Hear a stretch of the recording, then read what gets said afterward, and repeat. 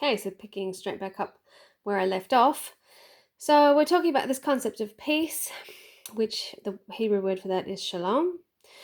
Now, interestingly, Solomon's name has a lot of similar letters to this word shalom. And so you pronounce Solomon Hebrew, you pronounce it Shlomo. Now, I'm wondering whether his parents weren't sort of hoping that he would achieve this idea in his life, that he would achieve this spiritual fulfillment of Christ consciousness. Certainly, he must have been taught of the principle, because the fact that he built the temple, constructed it the way he did with all of the appropriate symbols for sacred union. He must have been fully aware of the principle of Christ consciousness. But it seems to me that when Jesus said, behold the lily of the valleys, they toil not, neither do they spin, but even Solomon in all his glory, this is the King James translation, of course, was not arrayed like unto one of these. Seems to me that he was giving the idea that Solomon had not actually attained Christ consciousness, despite the fact that he was clearly seeking through sacred union to achieve this. Now, we always talk about how Solomon was seeking for wisdom, and I know that the scriptures seem to indicate that he was granted wisdom, but what's interesting to me is that the word for wisdom in Hebrew is chokhmah, and this principle, you could translate it as wisdom, is actually one of the 10 sacred sephirot, maybe, not quite sure of the pronunciation there, of the tree of life of the Kabbalah. Now, what's the tree of life? Some of you may be saying, what are we talking about? And what is this funny picture that I'm drawing? Well, I'm hoping that most of you will be more familiar with the concept of the chakra system in Eastern religions. We have the crown chakra, you have third eye chakra. These are energy centers in the body. They all have different meanings and, I guess, different powers, I guess we could call it. They're supposed to be like little wheels of energy. So we've got maybe down from the top of the head, we've got the crown, we've got the third eye, which is in the center of the forehead, between the eyebrows. We've got the throat chakra, we've got the heart chakra, we've got the solar plexus, which is sort of the navel, then we've got the sacral chakra, which is the sex organs, and then we have the root chakra right at the base of the spine. Okay, now lots of people are familiar with this now because it's been popularized through the spreading of yogic teachings and practices.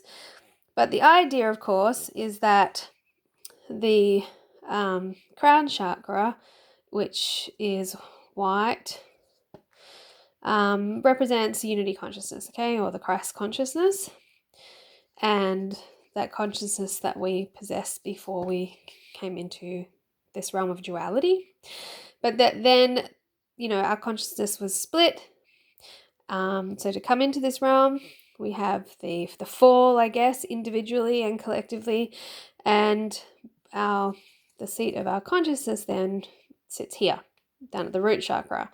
And awakening the Kundalini energy, which is basically the life force.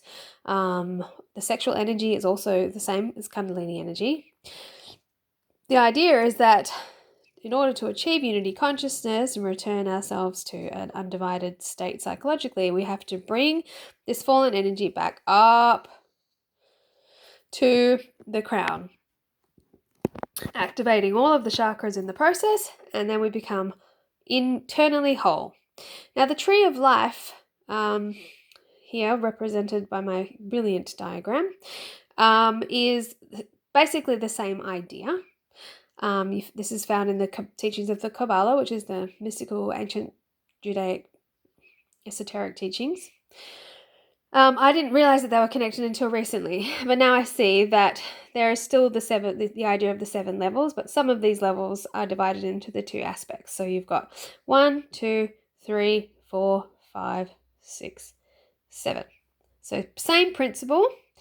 So what we're trying to do through the practice of inner alignment, through sacred union, or other practices. Of course, there are other practices. That's they say that the Buddha achieved it through meditation. I have reason to believe that he was also not a stranger to the practice of sacred union, but I haven't been able to dig up sort of enough solid details about that. But he definitely knew about that idea, but I think he generally felt that it was too difficult for your average person or even monk to manage that way. Like it requires a high level of mastery because it's so powerful. So he discouraged. So usually Buddhist monks are celibate, but as I said in my previous video, there is practices for certain high levels in monastic communities where they do practice sacred union. So the idea is that you're trying to bring this energy so that it flows all the way up to the crown. Now, every single one of these points is actually represented in the temple, the way it's laid out. And I'll talk about that in soon. But what you're basically doing through the practice of sacred union is you're taking this energy, and instead of allowing it to escape through explosive orgasm, you're holding on to this energy inside of yourselves, and by so doing, it expands, and eventually it pushes up and activates all of these different points of energy inside of our being, and creates this beautiful connected channel inside of ourselves. And then, when you achieve that in a sustained way, then you're said to have achieved unity consciousness or Christ consciousness. So that's the basic principle behind it. But Solomon, it appears that Solomon did not manage to get there. At least that's what it sounds like when Christ is saying Solomon in all his glory. It was not arrayed like a lily of the field. So he wasn't bearing that crown, that white crown. And we certainly can kind of get a hint that this might be the case when we look at back in our Tanakh. Where's Song of Solomon? There it is.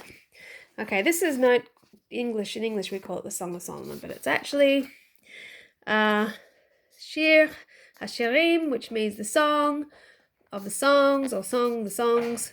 So basically the highest song of all songs. But it wasn't actually written necessarily by Solomon. It says, he might have been one of the authors, maybe, but it says the song of the songs, which is to that little letter there, is Lamed, and it means to, brought to something, so to Shlomo. So I'm not sure if this was just written in his honor, but it's basically, I don't know if you guys have read it, but it's really just an erotic poem. Now, of course, we can draw deep spiritual metaphors from it, but it is pretty kinky if you read it. Very, very, seems very lustful in its language. And the way it reads, and I've had this confirmed online, is that it sounds like there's a woman and a man co-authoring, or sort of like writing to each other back and forth, some pretty sexy, kinky language. So it's almost like letters poems being passed back and forth, erotic poetry being passed back and forth between two lovers. But the interesting thing is that the female, the woman, refers frequently to other virgins and other daughters of Zion also being lovers of her beloved. So it sounds, at face value, I'm definitely not an expert. It sounds at face value like it's one of Shlomo's concubines writing to him and back and forth, he's writing to her as well, but that she's talking about his position as like, the desired of all of the women. And there's frequent terminology used which could, be argued to mean that there's a deeper spiritual metaphor here, where it says there, lily of the valley, as a lily among thorns, my love among the daughters, as an apple among the trees of the forest, so is my beloved among the sons. But I'm knowing what I do know about sacred union, and even these pillars themselves, they can kind of give us the idea that these two freestanding pillars with the lily motif on the top is that you don't have just like one masculine pillar and a whole bunch of feminine pillars. It's just 1-to-1. It's, you don't, when you're practicing sacred union, the idea is the sacrifice of the animal passions, which is essentially what the meaning is of the brazen altar at the entrance. The first thing, the entrance to the temple, the brazen altar, is where you sacrifice, the animal passions. So this isn't an exercise of amplification of lust. It is about subduing and mastery of that passionate arousal so that you can contain the energy and use it to light up your internal energy system. So I think that Solomon and his father David also was an example of somebody who clearly was letting their passions run rampant. The story of David and Bathsheba is a fine example. He was clearly in a state of lust towards her, and Solomon had so many wives and concubines it was like out of control. Now, for the practice of sacred union, you only need one partner, and you don't desire more than one partner because you are rising above that state of being controlled by your passions. You're sacrificing the animal passion side of your nature. You're subduing it. You're becoming the master of it, and that's the only way that you can move forward. We think about this, this temple moving towards that final altar of sacred union. The first thing you do is you leave behind your animal passions. So on the brazen altar. So I think Christ was giving us a pretty clear message when he said that Solomon was not arrayed like a lily of the valley, that we don't need to look at him as an example of somebody who had achieved sacred union, even though it seemed from the story that he did achieve some level of spiritual understanding